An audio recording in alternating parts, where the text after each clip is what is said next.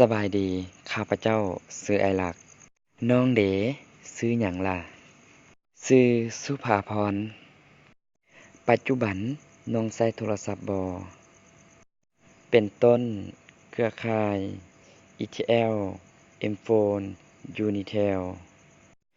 สมมุติว่าอ้ายให้น้องคาดบ่ให้ใช้โทรศัพท์ประมาณ7 มื้อน้องคาดได้บ่แสดงว่าน้องขาดบ่ได้ในเมื่อเฮาขาดบ่ได้หมายความว่าเฮาทั้งสองคนได้ใช้ระบบเครือข่าย ETL Unitel M-Phone Beeline 100%แม่นบ่ดังนั้นเฮาทั้งสองคนจึงจัดอยู่ในกลุ่มเป็นผู้สวมใช้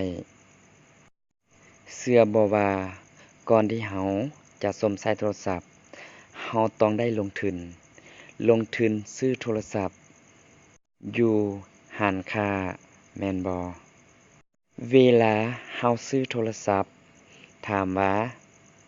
เฮาเติมได้เลยบ่มันก็ยังเติมบ่ได้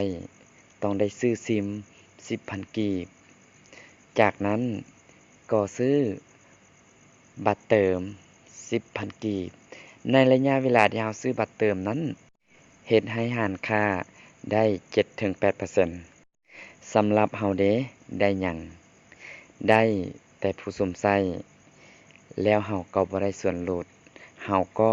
บ่ได้เปอร์เซ็นต์กลับคืนมาทุกครั้งที่เฮาซื้อจากร้านค้าแล้วร้านค้าเดะเป็นลูกค้าของไผร้านค้าก็เป็นลูกค้าของ M-Phone Unitel ETL Beeline แม่น 100% ในมื้อนี้เฮาเองก็เป็นผู้สวมใช้เจ้าเองก็เป็นผู้สวมใช้ผ่านมาเฮาสวมใช้ก็บ่ได้หยังอยู่แล้วแต่มื้อนี้มีโอกาสดีเฮาก็เลยอยากแนะนำให้เจ้ามารู้จักแอป VPay แล้วดาวน์โหลดแอป VPay นี้ติดตั้งแค่เพียงเฮาบำรุงรักษาระบบแค่ 10,000 กีบจากนั้นตืมมูลค่าโทรเข้าไปแล้วเฮาบริการสวมใส่แอปนี้มันคืนกำไรให้แก่เฮา 5% ทุกๆครั้งที่เฮาใช้บริการนั่นหมายความว่าบ่ว่าจะเป็นร้านค้าหรือแอปของ VPay เฮาก็ล้วนแล้วแต่เป็นลูกค้าที่รับซื้อบัตรจากศูนย์ทั้ง4 Operator ใหญ่ M-Phone ETL Unitel Beeline นั่นเอง